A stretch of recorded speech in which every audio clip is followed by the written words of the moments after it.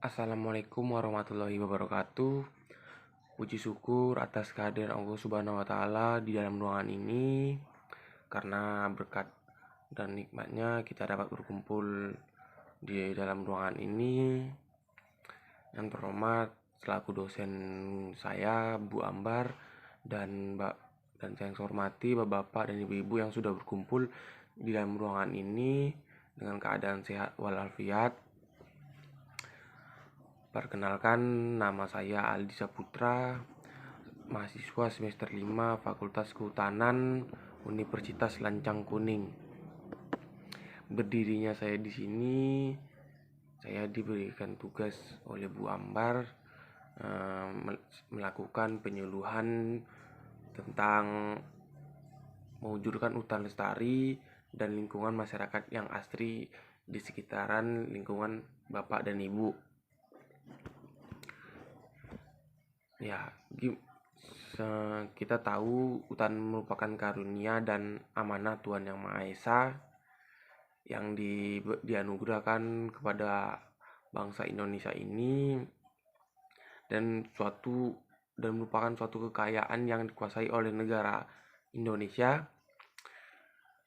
Ya, hutan sangat memiliki banyak manfaat serbaguna bagi umat manusia. Karena itu kita wajib mensyukuri, mengurus, dan memanfaatkan hutan secara optimal, serta dijaga kelestariannya untuk sebesar-besarnya kemakmuran rakyat Indonesia ini. Pengolahan hutan lestari ini adalah bentuk pengolahan hutan yang memiliki sifat hasil lestari yang ditunjuk oleh terjaminnya keberlangsungan fungsi produksi sumber daya kayu dan bukan kayu. Terjaminnya keberlangsungan fungsi ekologis hutan dan terjaminnya fungsi sosial, ekonomi, budaya bagi masyarakat di sekitar sini, yaitu beberapa pengolahan hutan lestari. Adapun usaha-usaha pelestarian hutan dan lingkungan yang asli dapat dilakukan dengan cara berikut. Yang pertama itu ialah melakukan pengolahan tanah sesuai kondisi dan kemampuan lahan, serta mengatur sistem irigasi atau drainase sehingga aliran air tidak tergenang. Usaha yang kedua itu untuk melakukan pelestarian hutan itu memberikan perlakuan khusus kepada limbah, seperti diolah terlebih dahulu sebelum dibuang agar tidak mencemari lingkungan. Ya, seperti untuk daun-daun itu kita jadikan kompas, dan untuk sampah-sampah plastik ya itu kita kumpulkan supaya tidak terbuang di sekitaran lingkungan hutan. Yang ketiga itu kita melakukan reboisasi pada lahan-lahan yang sudah kritis, tandus, dan gundul, ya seperti yang lahan-lahan yang dibakar, lahan-lahan yang gundul, hutan-hutan yang sudah gundul kita melakukan reboisasi. Keempat, kita melakukan sistem tebang pilih atau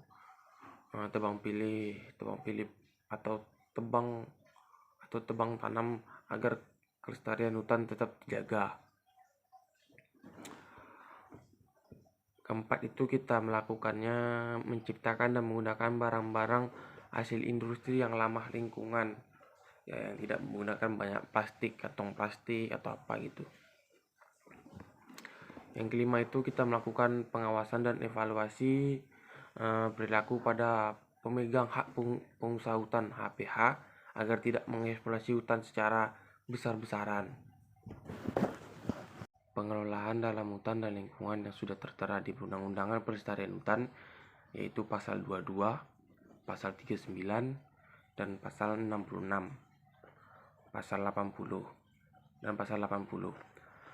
Undang-Undang Nomor 41 Tahun 1999 tentang Kehutanan telah diundangkan Peraturan Pemerintah Nomor 34 Tahun 2002 tentang tata hutan dan penyusunan rencana pengelolaan hutan itu.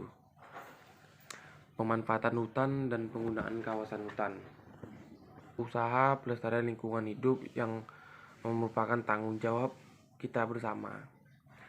Dalam ini, usaha pelestarian lingkungan hidup tidak hanya merupakan tanggung jawab pemerintahan saja atau tanggung jawab negara saja, melainkan tanggung jawab bersama antara pemerintah dan masyarakat sekitarnya. Pada pelaksanaannya, pemerintah telah mengeluarkan beberapa kebijakan yang dapat digunakan sebagai payung hukum bagi aparat pemerintah dan masyarakat dalam bertindak untuk melestarikan lingkungan hidup, ya seperti payung hukum untuk yang illegal logging atau pembakaran hutan, pembukaan lahan yang luas dibakar, itu kita bisa kenakan sanksi karena itu memang sudah ada undang-undangnya yang dibuat oleh pemerintah. Setelah itu, setelah usaha-usaha dan peraturan-peraturan yang saya bacakan tadi, masih ada satu tantangan lebih berat yang menghadang di depannya, yaitu bagaimana mempertahankan hutan itu agar tetap lestari. Nah, jadi untuk menjaga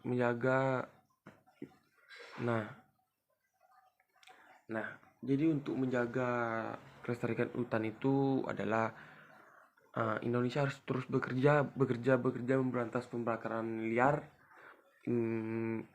memerangi illegal logging, ya pembukaan lahan seperti itulah. Dan kita sebagai seorang mahasiswi dan kami sebagai seorang mahasiswa, apa sih yang dapat kami lakukan dalam usaha pelestarian hutan dan lingkungan yang asri? Nah, beberapa hal yang dapat kami lakukan sebagai seorang mahasiswa untuk bentuk upaya pelestarian dan lingkungan yang asri antara sebagai berikut, ialah menghemat penggunaan kertas dan pensil, yang mana itu sangat mempengaruhi hutan tentunya, walaupun produksi kertas dan pensil itu merupakan HTI, hutan tanam industri, tidak dari hutan aslinya, tapi kita tetap mengurangi penggunaan kertas dan pensil. Nah, tentunya kita membuang sampah pada tempatnya, mengutip sampah yang ada di sekitaran lingkungan hutan, ya tentu sangat mempengaruhi produktivitas hutan, karena sampah-sampah itu kita tahu sampah plastik tidak terurai selama 40 tahunan lebih, dan itu sangat berbahaya bagi lingkungan kita. Nah, kita memanfaatkan barang-barang daur ulang yang mana kita bisa menjadikan daun-daun menjadikan kompos atau menjadi pupuk. Jadi kita tidak menggunakan pupuk terlalu banyak pupuk kimia, kita bisa menggunakan pupuk kompos. Tentunya yang ini peran kita sebagai mahasiswa itu ya menghemat penggunaan listrik, air, dan BBM. Ya tentu BBM ini sangat mempengaruhi juga ya, karena BBM ini hasil bumi yang tidak bisa diperbarui atau tidak bisa dibuat atau dia itu cepat habisnya. Nah, yang terakhir itu menanam pohon di sekitaran lingkungan. Kita harus menanam pohon, dan tentunya kita harus merawatnya juga. Kita menanam pohon kembali di mana hutan-hutan yang sudah gundul, dan tentu kita merawatnya juga, menjaganya supaya tidak terjadi pembakaran lahan lagi. Nah, di samping itu, usaha pelestarian lingkungan hidup ini harus dimulai dari setiap individu. Menitik beratkan pada kesadaran akan pentingnya lingkungan hidup bagi kehidupan manusia dan pelestarian alam, yang tentu sangat dibutuhkan lah penjaga dibutuhkanlah masyarakat sekitar hutan, karena ya siapa lagi yang jaga hutan kalau tidak kita. Ya, sekian dari saya, sekian penyuluhan dari saya. Bila bila kekurangan kata, saya mohon maaf sebesar-besarnya. Saya tutup. Assalamualaikum warahmatullahi wabarakatuh.